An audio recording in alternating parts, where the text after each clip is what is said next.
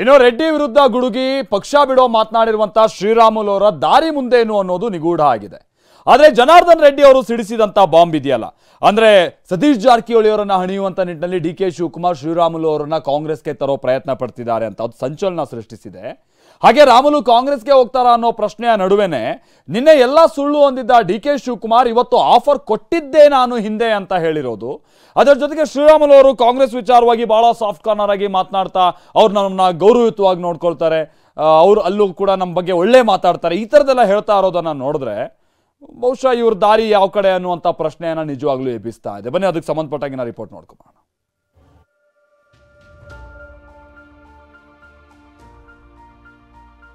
Satish ಮಣಿಸಲು ಶ್ರೀರಾಮುಲುಗೆ DK ಗಾಳ ಎಂದ ಗಾಲಿ. ಡಿ.ಕೆ. ಶಿವಕುಮಾರ್ ಅವರು ಸತೀಶ್ ಜಾರಕಿಹೊಳಿ ಅವರನ್ನು ಮಣಿಸೋದಕ್ಕೆ ಯಾರಾದ್ರೂ ಒಬ್ಬರು ಬೇಕು ಅಂತ ಹೇಳಿ ಅದು ಶ್ರೀರಾಮುಲನ್ನ ಹೇಗಾದ್ರೂ ತಗೋಬೇಕು.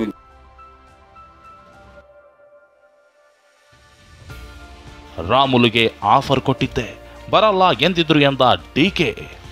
ಆಫರ್ ಕೊಟ್ಟಿದ್ದೇನೆ ಇಲ್ಲ ಅಂತ ಇಲ್ಲ ಸರ್, ನಾನು ಇಲ್ಲೇ ಉಳ್ಕೊಳ್ತೀನಿ ಅಂತ ಆಗಿಂದ ಹೇಳಿದ್ದೆ.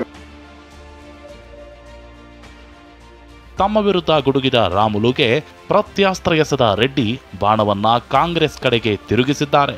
ಸತೀಶ್ ಮಣಿಸಲು ಶ್ರೀರಾಮುಲುಗೆ ಡಿ.ಕೆ. ಶಿವಕುಮಾರ್ ಗಾಳ ಹಾಕಿದ್ದಾರೆ ಅಂತ ಹೇಳಿದ್ದಾರೆ. ಇದಕ್ಕೆ ಇವತ್ತು ಕೂಡ ಪ್ರತಿಕ್ರಿಯೆ ನೀಡಿರೋ ಡಿಕೆ ಈ ವಿಚಾರವನ್ನ ತಳ್ಳಿ ಹಾಕಿದ್ದಾರೆ.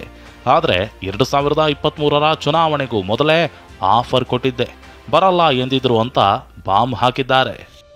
ಯಾರು ಭೇಟಿ ಮಾಡಿಲ್ಲ, ಸುಳ್ಳು.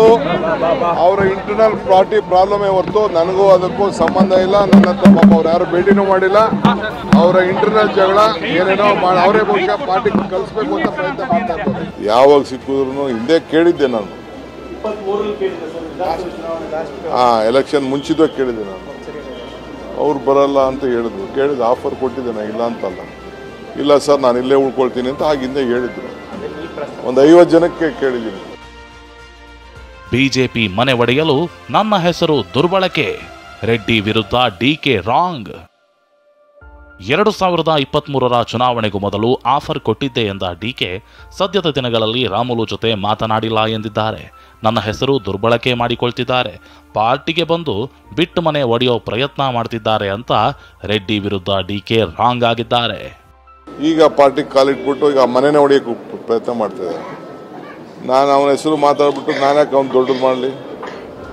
ಅವನು ನನ್ನ ಹೆಸರು ತಗೊಬಿಟ್ರೆ ನಾನು ದೊಡ್ಡವನಾಗೋಯ್ತೀನಿ. ಅವ್ನು ನೋಡಿದ್ನ ಯಾರ್ಯಾರು ಸಂಪರ್ಕದಲ್ಲಿರೋನು ಬಿಟ್ಬಿಟ್ಟು ಅವನೇ ಸಂಪರ್ಕದಲ್ಲಿ ಯಾರ ಜೊತೆ ಇದ್ದ ಅಂತ ಈಗ ಚರ್ಚೆ ಮಾಡೋದು ಬೇಡ. ನಮ್ಮ ಹೆಸರು ಮಿಸ್ಯೂಸ್ ಮಾಡ್ಕೊಳ್ತಾ ಇದ್ದಾರೆ. ನನ್ನ ಹತ್ರ ರಾಮುಲು ಮಾತಾಡಿಲ್ಲ, ಸಿಕ್ಕಿಲ್ಲ. ಇನ್ನು ಈ ಕುರಿತು ಪ್ರತಿಕ್ರಿಯೆ ನೀಡಿರೋ ಸಚಿವ ಸತೀಶ್ ಜಾರಕಿಹೊಳಿ, ಚರ್ಚೆ ಮಾಡ್ತೀವಿ, ಈ ಬಗ್ಗೆ ಸ್ಪಷ್ಟ ಮಾಹಿತಿ ಇಲ್ಲ ಎಂದಿದ್ದಾರೆ. ಸ್ವಾಗತ ಅಂತಿರೋ ಸಚಿವರ ಹೇಳಿಕೆಗೂ ಪ್ರತಿಕ್ರಿಯಿಸಿದ ಡಿಕೆ, ನನ್ನ ಟೇಬಲ್ಗೆ ಬರಲಿ, ಆಮೇಲೆ ನೋಡೋಣ ಎಂದಿದ್ದಾರೆ. ಇಲ್ಲ ಗೊತ್ತಿಲ್ಲ, ನನಗೆ ಗೊತ್ತಿಲ್ಲ ಅದ್ರ ಬಗ್ಗೆ. ಅಲ್ಲೇ ಹೋದ್ಮೇಲೆ ಗೊತ್ತಾಗೋದು, ಬೆಂಗಳೂರಿಗೆ ಚರ್ಚೆ ಮಾಡ್ತೀವಿ, ಅಲ್ಲಿ ಹೋದ್ಮೇಲೆ ಗೊತ್ತಾಗೋದು, ಗೊತ್ತಾದ್ಮೇಲೆ ರಿಯಾಕ್ಟ್ ಮಾಡ್ತೀವಿ. ಪಾರ್ಲಿಮೆಂಟಲ್ಲಿ ಚರ್ಚೆ ಆಯಿತು, ನಿಂತ್ಕೋದ್ರು, ಈಗಲೂ ಬಂದರೋ ಹೋದ್ರೋ ಗೊತ್ತಿಲ್ಲ. ಬಂದರೆ ಸ್ವಾಗತ. ನಾವು ಕಾಂಗ್ರೆಸ್ಗೆ ಶಾಸಕರಾಗಲಿ ಲೀಡರ್ಗಳಾಗಲಿ ನಮ್ಮ ಸಿದ್ಧಾಂತವನ್ನು, ಕಾಂಗ್ರೆಸ್ ಸಿದ್ಧಾಂತವನ್ನು ಒಪ್ಪಿ ಯಾರು ಬಂದರೂ ಸಂತೋಷ. ಅದು ಜನಾರ್ದನ್ ರೆಡ್ಡಿ ರಾಮುಲು ವೈಯಕ್ತಿಕವಾದಂಥ ವಿಚಾರ, ಅದು ಅವರೇನೇ ಹೇಳ್ಕೊಳ್ಳಿ, ಬಂದರೆ ನಮ್ದೇನು ಅಭ್ಯಂತರ ಇಲ್ಲ. ಒಂದು ವೇಳೆ ರಾಮುಲು ಒಪ್ಕೊಂಡು ಈಗೇನೋ ಪಕ್ಷಕ್ಕೆ ಬಂದರೆ ಯಾಕೆ ಸುಮ್ಮನೆ ಯಾಕೆ ನಾನು ಕನ್ಸ್ಗೆ ನಾನು ಅದ್ರ ಬಗ್ಗೆ ಯೋಚನೆ ಮಾಡಲಿ? ಅದು ನನ್ನವರೆಗೂ ನನ್ನ ಟೇಬಲ್ ಬಂದಾಗ ಚರ್ಚೆ ಮಾಡ್ತೀನಿ. ನನ್ನ ಮೇಲೆ ಕಾಂಗ್ರೆಸ್ನವರು ಗೌರವ ಇಟ್ಟುಕೊಂಡಿದ್ದಾರೆ. ಕಾಂಗ್ರೆಸ್ ಬಗ್ಗೆ ರಾಮುಲು ಸಾಫ್ಟ್ ಕಾರ್ನರ್. ನಾನು ಸೋತಾಗಲೂ ಪಕ್ಷಕ್ಕೆ ಬಂದರೆ ಸ್ವಾಗತ ಅಂತ ಕಾಂಗ್ರೆಸ್ ನಾಯಕರು ಹೇಳ್ತಿದ್ದಾರೆ ಅಂದರೆ ಅವರು ನನ್ನ ಮೇಲೆ ಗೌರವ ಇಟ್ಟುಕೊಂಡಿದ್ದಾರೆ ಅಂತ ಕಾಂಗ್ರೆಸ್ ಬಗ್ಗೆ ಸಾಫ್ಟ್ ಆಗಿ ರಾಮುಲು ಮಾತನಾಡಿದ್ದಾರೆ. ಈ ಮೂಲಕ ಬಿಜೆಪಿ ನಾಯಕರಿಗೆ ಎಚ್ಚರಿಕೆ ಸಂದೇಶ ರವಾನಿಸಿದ್ದಾರೆ.